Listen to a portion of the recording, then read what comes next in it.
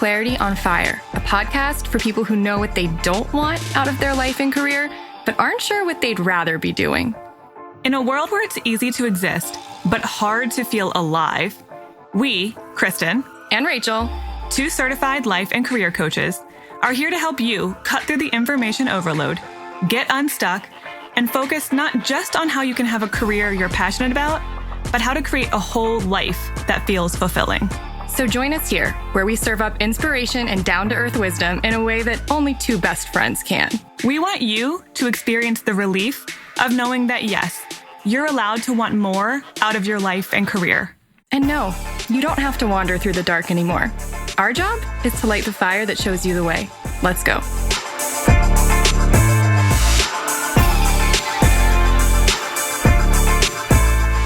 It's August. Let's celebrate me. For the whole month? Why not? It's my birthday month. We are doing a whole birthday trip for you.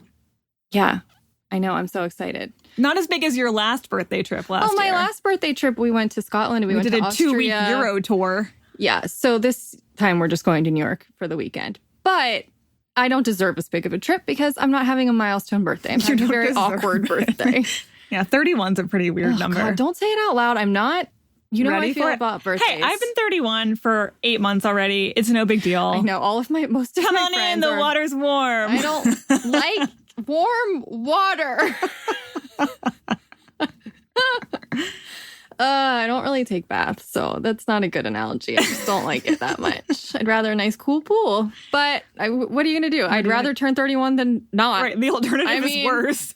Let's just keep trucking toward middle age real fast on a freight train that I can't control. Anyway, You're not anywhere close to middle age, by the way. I'll be the one to judge that. The least accurate person to judge that, right, is always you. Mm-hmm. So anyway, all I'm here to say is that it's August and it's time for Dear Krachel because it's the first Friday of the month. So we've got 3 questions like usual. 2 of them are about choices, how to make them. And one of them is about, I already kind of made a choice. How do I actually tell people? How do I get out of the choice that I made? Oh my God, I can't. So it is all about choices. And that last one, we're going to get into it, but I'm going to rant about it. I'm just warning you now, because if there's anything I like hating on, it's bachelorette parties. I can't wait. Okay, so want to get into the first one? Yeah, you want to read it? Yeah, it's kind of long, but worth it. Dear Krachel, my partner and I are looking to purchase a property. So as I'm strolling through potential properties, I'm starting to think, where could we live that would make us happiest? We currently live in a trendy inner city suburb. What I love about living here is that I don't really need my car. I'm literally around the corner from trams, supermarkets, amenities, cafes, and plenty of things to do. My partner loves that we're only a 25-minute walk from the beach. Negatives are things like traffic, parking struggles, and noise at night. On the other hand, I have friends who live in what we would call the hills. Okay, and Samantha lives in Australia, so that's why the next part of this is going to make sense, okay?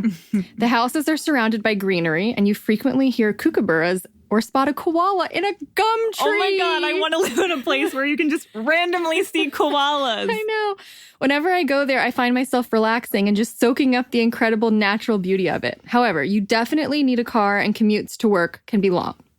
I've read a lot of research studies into happiness, and many point to higher levels of happiness associated with being around nature and less traffic, so country living. There are also studies showing living in areas with great walkability and short commutes to work, i.e. city lifestyle, also makes people happy. Let's also add into the mix that we do want to have kids one day, so should we settle on moving further out and miss the inner city life? How do we manage this contradictory happiness research that's all true to some degree? Can we have it all when it comes to city and country living? That's from Samantha in Australia. So, Samantha, I first want to say I don't give a crap about what the research says about happiness. You don't give a koala crap about what I don't care either. I don't care what the research says because that is so theoretical and vague and has nothing to do with you. No. So just because research says that country living makes people happier or city living makes people happier, that doesn't necessarily mean one or the other is still right for you. Only you can decide which one makes you happier. Yeah. Research is something people lean on when they're too up in their head and they're not accessing their intuition enough.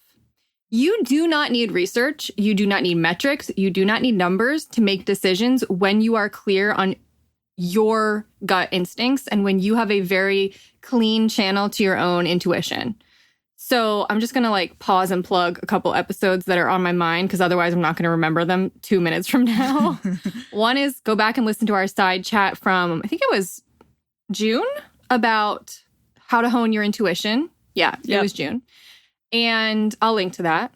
And then from last November, of course, our classic book club episode about Outrageous Openness by Tosha Silver, which is totally about, hey, how about you stop trying to make the decision and let the universe decide for you, which is another big thing that I really want Samantha to do is rely less on the numbers, less on the research, and more on, like, how do I build a relationship with my own higher authority, my own intuition, the universe, whatever you want to call it, it's all the same. So that I can be guided into the decision that's right for me and my partner. Screw what the research says. Yep. I also want to plug an episode here, which is about the shit sandwich, because I'm hearing in this question is recognizing that both choices come with a shit sandwich. And that's how life works. Everything comes with its own shit sandwich, which means there's parts of it that you're just not going to like that much. Yeah. There's going to be some downsides to every decision, even things that seem mostly great. And in order to decide, I'm going to do this thing, you got to also be willing to eat the shit sandwich. So when you look at both of those choices and you say, look, there's all these benefits to living in the country, or there's all these benefits to living in the city, but there's also some downsides, you might be more willing to tolerate one shit sandwich over the other. Mm-hmm. By the way, the shit sandwich is something that is talked about in Liz Gilbert's book, Big Magic, which we did a bonus book club episode about over a year ago. I will also link to that. It was, I think, from May 2018. It was a long time ago. Well, we're barely over 5 minutes in. We've already got 4 other episodes for you to listen to. The Liz Gilbert one. Yeah. Yeah, that's what I'm saying, is that it's 3. Oh, you're talking about the blog I wrote about shit sandwiches? Yes. I haven't republished that. On the Maybe podcast? I should. Maybe that's a good idea. Yeah, I think it would be a good one to bring back. Anyway, maybe we'll bring it back. But all of this is to say that you don't have to go listen to all this other crap if you don't want to. You can just listen to us talk now. That might be enough. But yeah, you're never going to make a choice that doesn't come with some downside, and you have to be okay with that. And another thing, we've said this so many times, but this is one of the things people just need to hear over and over and over again. You're not going to get it wrong. What I hear when I read that is that because you're attracted to both ideas, there's no downside, really, to doing one or the other. You're not going to be unhappy or more happy in one than you're going to be in another, because you see the pros and the cons, you see the value, you can find the good in either of the decisions you make. And honestly, I think the only thing that would actually steal your happiness is if you choose one and then you spend the next year or 2 or 5 worrying that you could have been happier if you'd chosen the other one. Oh, yeah. That's the only thing that's actually going to ruin your experience, is if you constantly fixate on the grass is greener, or the koalas are fuzzier, or whatever the expression might be in Australia. Can I just also put out this concept that maybe you can have a little bit of both? You could be someone who lives in the city and does an Airbnb weekend trip once a month out to the country. Or maybe just to rejuvenate, or knows? vice versa. You could have an Airbnb property out somewhere in the city. You could have a little Airbnb and you could rent it out and make some money, or at least break even so that you can go stay in your own place whenever you want to. Right. So I encourage you to think a little outside the box too, because this could be a situation of both and. If you are drawn to both, you could ask yourself, how could I get a little bit of both in my life instead of I have to choose one in favor of the other? Yeah. Which, if you have any side hustler energy, is an important question to ask yourself. Because side hustlers always feel like they have to pick just one thing, and they're always sad about it. And we are always saying, don't do it. Keep your options open if you're a side hustler. It's your nature. It's how you're wired. So, I mean, we could go on, but I don't think you can get it wrong. Oh, you know what? I want to say one more thing about the kids, because she's like, I do want to have kids one day, and maybe the country would be a better place for kids. Kids are great at being happy regardless of where they are if they have good parents. Yep. I mean, they won't know what they're missing. They don't have grass is greener, except when their sister has like a toy that they want right in front of their face at that very moment. But no kid is going to be like, oh, I wish I lived in the country. No kid is going to be like that. So they're going to be happy regardless of where you are. And maybe you live somewhere for a few years and then you decide when your kids get older, okay, I'll move out to the country now. Who says you have to choose forever? No choice is forever. You're not choosing this forever. You can always change your mind. Which is leading us into the second question. Yes. Okay. Dearest Krachel. Dearest Krachel. That's the first time we've gotten had a little dearest. winky face too, which I like. I like it. I'm in the process of starting a business and working on getting a part-time job to support me as I start out, but that income won't begin for a few months. One thing that snaps me into analysis paralysis each day is possible income streams. When you really think about it, there are so many options. For me, it's graphic design, event planning, temp jobs, teaching more yoga classes, leading workshops, etc., etc. However, none will likely be a valid income stream if I don't focus enough energy in one direction. How do you narrow down and focus, especially when the fear is keeping you from honing in? Saying, what if I choose to focus on this, but the other option would have been much more successful? Or what if I devote time to this and it flops? Thank you. This is from Grace. Okay, Grace. As seasoned business people, I can't even say that seriously because I feel not at all like an experienced or knowledgeable business person. But I think I accidentally became one. Yeah. Over the years, or at least enough that I can give you some feedback here. One thing, I'm just going to start with the last thing I heard. You're going to flop. Get ready. You're going to fail. Welcome to business ownership. Yeah. So failure is part of the deal. Now, it's totally fair for you to want to consider something that you believe might be the least likely to flop. That's fair. But to fear that you might flop is silly because you're going to flop.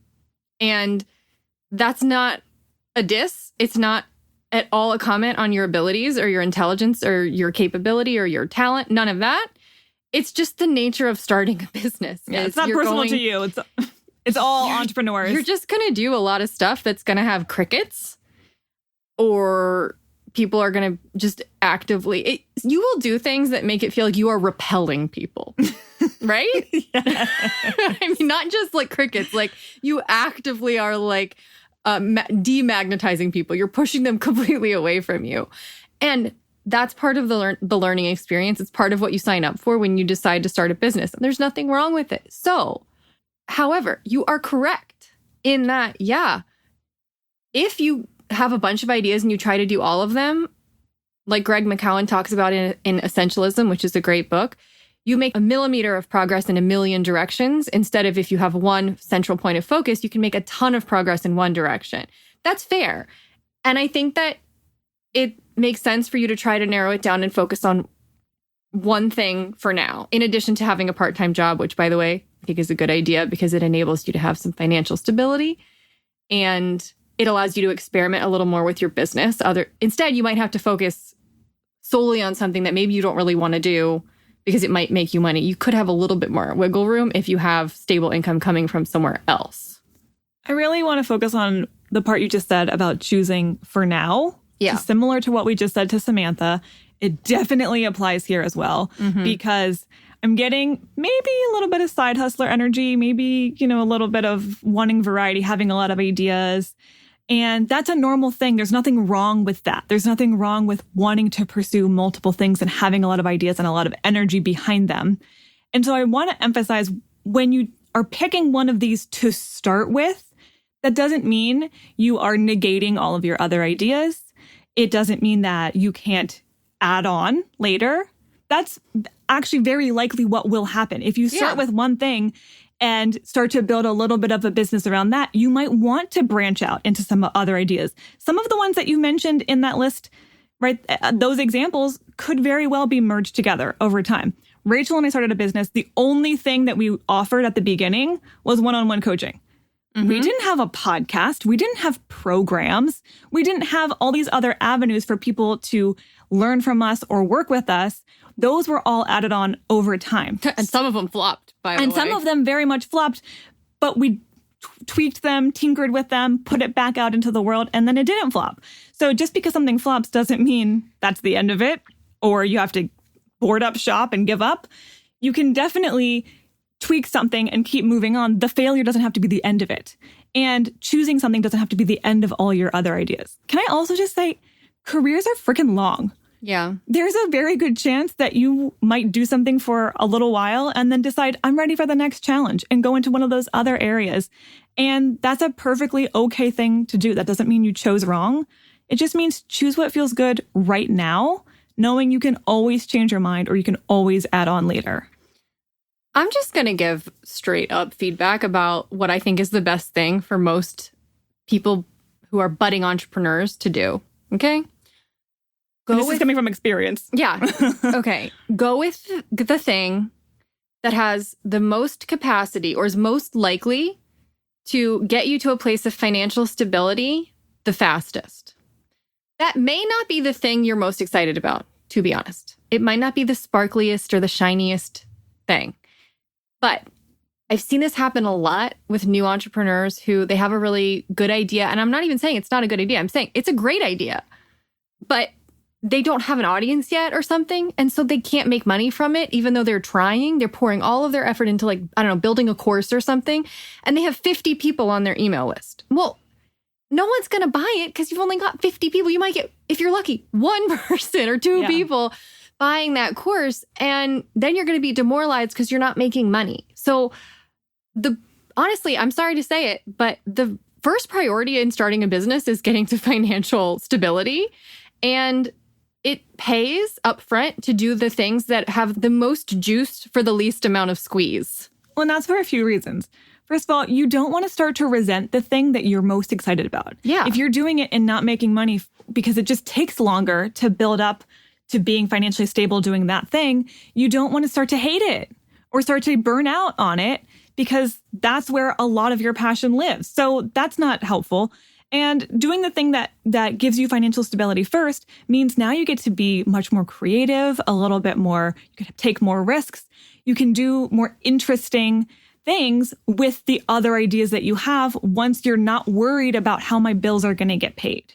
So it might surprise you a little bit. We're all about following your passion and figuring out what lights you up. This is part of following your passion. But you can't really follow your passion if you're worried and stressed all the time because you have no idea how you're going to pay the rent. Yeah, part of following your passion is doing the things that might be kind of the shit sandwich, like we just talked about, in order to get where you're ultimately going. You have to have a long view, not a short-term view when you're an entrepreneur. This is that Maslow's hierarchy again. You got to get the basic needs met before you can start getting to creativity and that's not to say you can't be creative at all. Of course you can.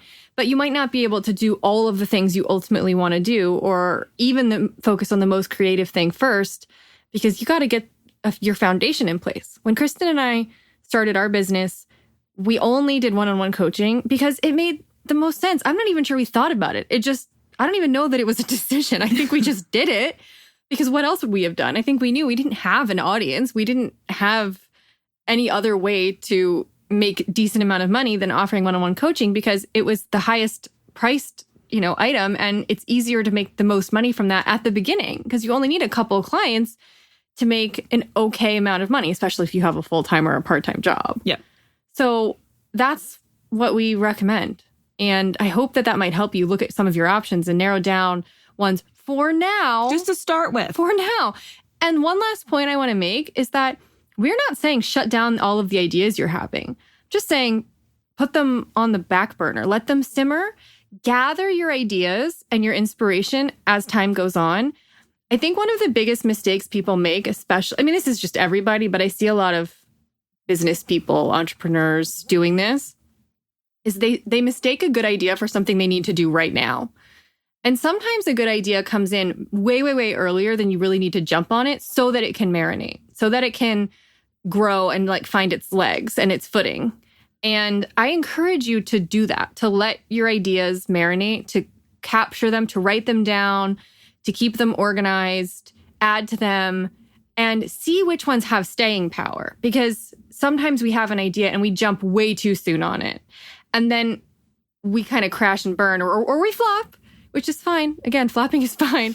But sometimes you can prevent a flop by letting the idea naturally come to its own fruition in its own time rather than having it and then immediately thinking you have to do something about it. everything we're saying to Grace, I want to put into one big bucket, which is I think you're feeling like you have to choose, which feels limited. And we're trying to remove all of those limitations. You don't have to choose one thing forever. You don't have to give up all of your other ideas. We're just asking you to focus in on one thing for now. You can change your mind. You can add on. You will evolve into other things. So don't feel like this is a limiting thing. This is just a temporary focusing exercise. And I hope that helps you not freak out so much about feeling restricted. Yep. Okay. Last one. Dear Krachel, how do I back out of plans without people hating me? I stupidly said yes to a bachelorette party that I was at most lukewarm about attending. And then I later found out it's going to be one of those weekend-long extravaganzas with a bunch of people I don't know. And the idea of going drains me and hurts my soul.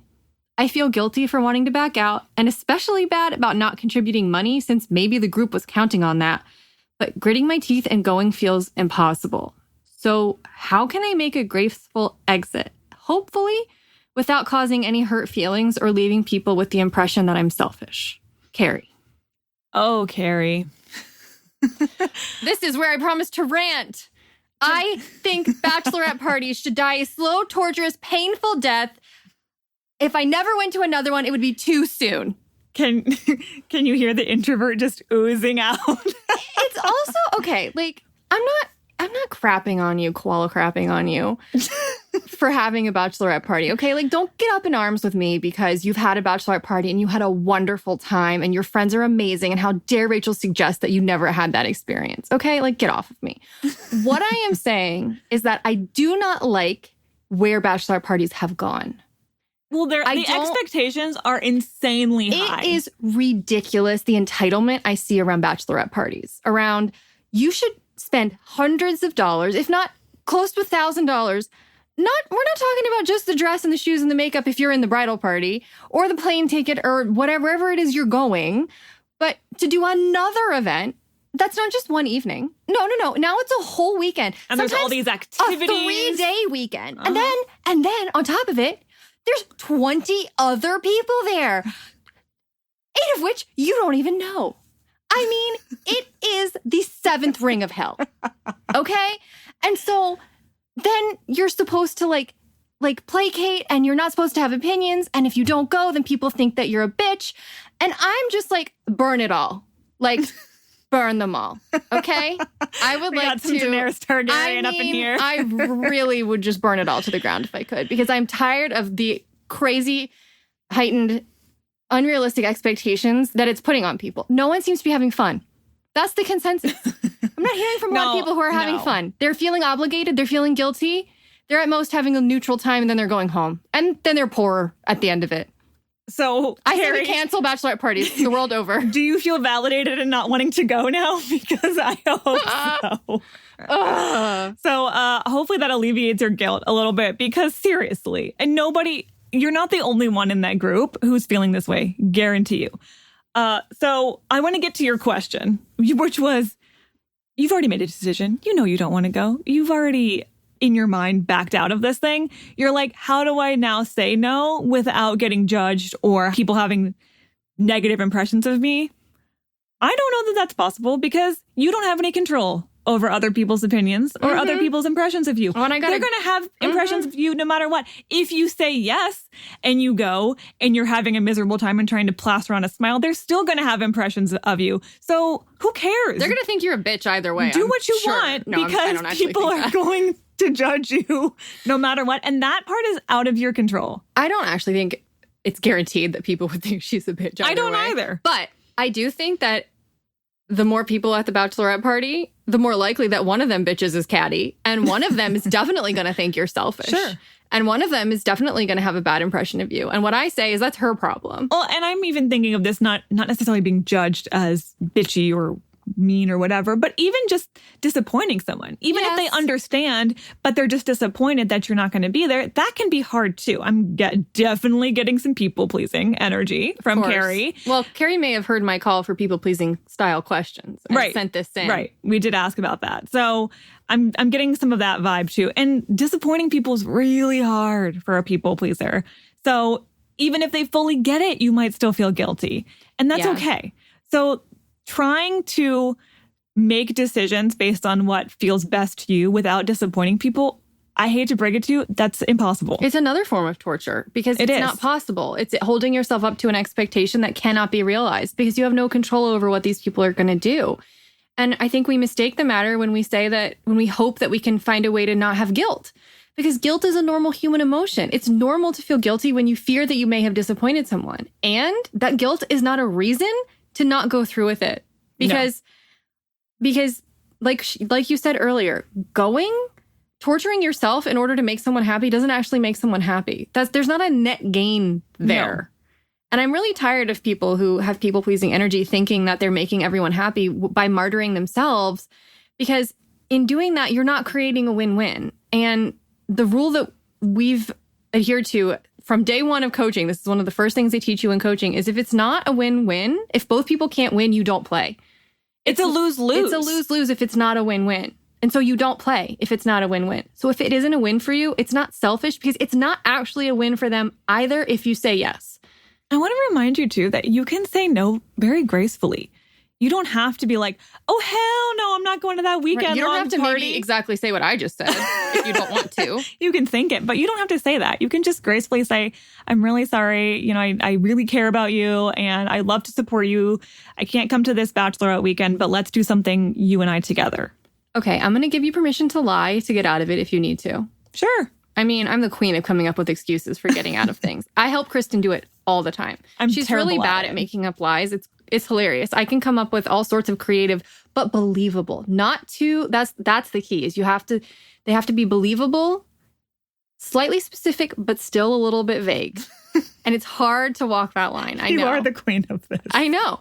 So I'm just saying, if you need to say, I got sick, or maybe you don't want to cancel at the last minute, because that's kind of what sickness would imply, is you couldn't cancel early enough.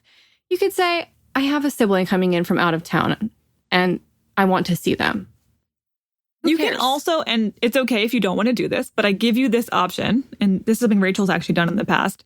You can say a partial yes. You can say, I'll come to the dinner on this night, but I can't come for the whole weekend. Yeah, that is one of the things I've done for bachelorette parties, that I didn't want to stay the night. I was like, I'll come for the day, and then I'll leave. You came for one of the activities. Yeah, a couple of the activities, and then I left. Right. And it was great. No one cared. So if that feels okay to you and doesn't feel like you're chafing against your soul. So I'm not sure that would be okay. Right. And I don't want her to compromise because she's scared of saying a full no. I don't want that either, but I'm thinking there's a lot of people out there who are in a similar situation, and I want them to feel like it's okay to say, I'm okay with this part, but I'm definitely not okay with that part. And you can say a partial yes. This doesn't have to be 100% or 0%. No, but I think... For Carrie, she sounds like it's okay for it to be 0%, but for some of you, you might want to say a partial yes, and I give you permission to do that. Yeah. So you mentioned the money thing, Carrie, about I feel guilty because they probably were counting on my contribution. I'm sorry. This is life. If they can't have this bachelorette party without your participation, it's not like, I don't get the sense you're backing out a day ahead of time. It sounds like the details are just coming together on this thing, and now you're seeing it and you're like, oh, crap. So this is likely months away from now. So at this point, if someone backs out, they can, like all humans have to do. They can figure it out. Right. They can invite another person. They can do a slightly less expensive activity. Everyone can pay $10 more, whatever. But this is one of the things we're going to focus on in our course about getting over people pleasing, coming out later this month.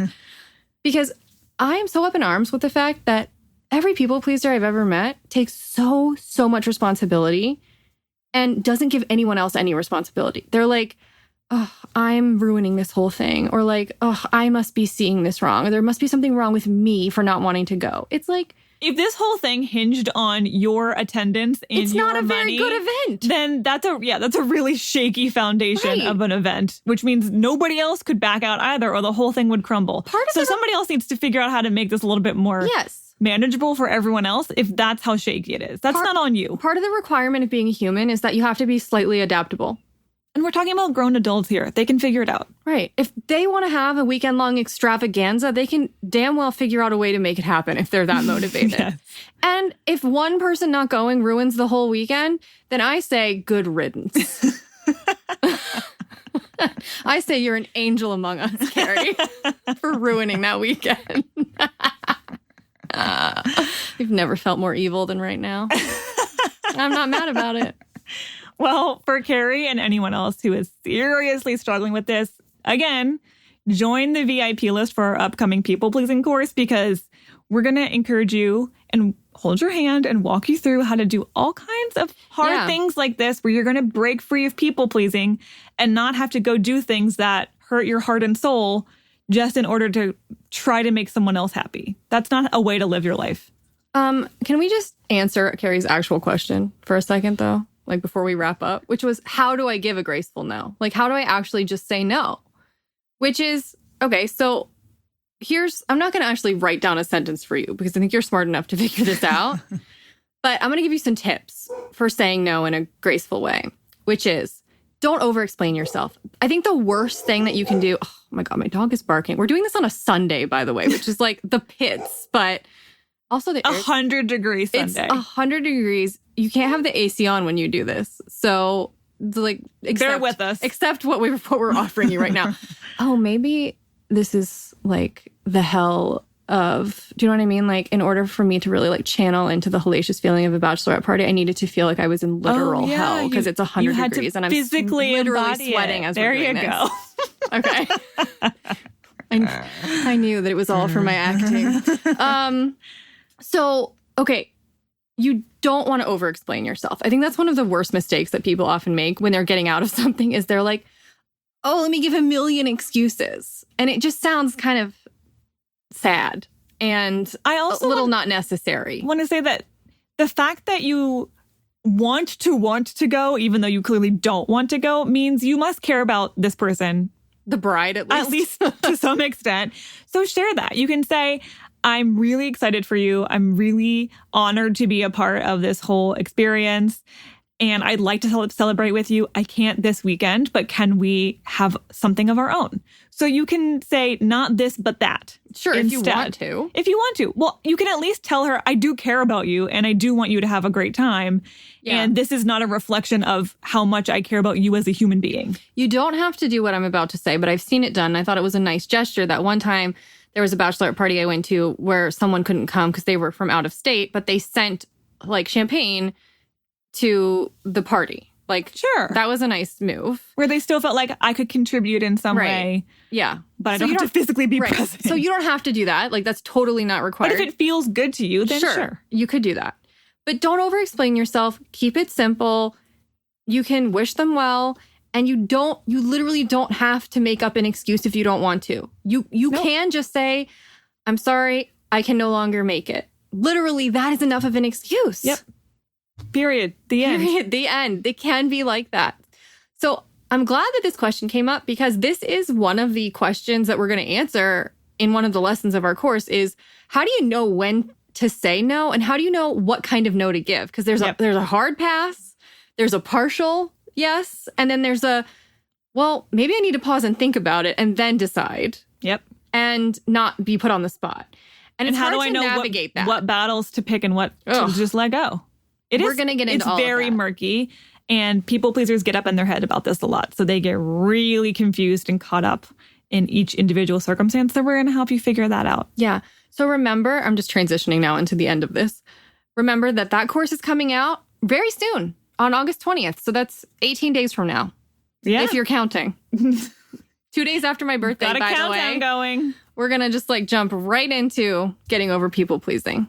I'm going to be fired up. And like I said, join our VIP list. If this sounds intriguing to you, you will get a little earlier access. You'll also get some other things that other people may or may not be privy to.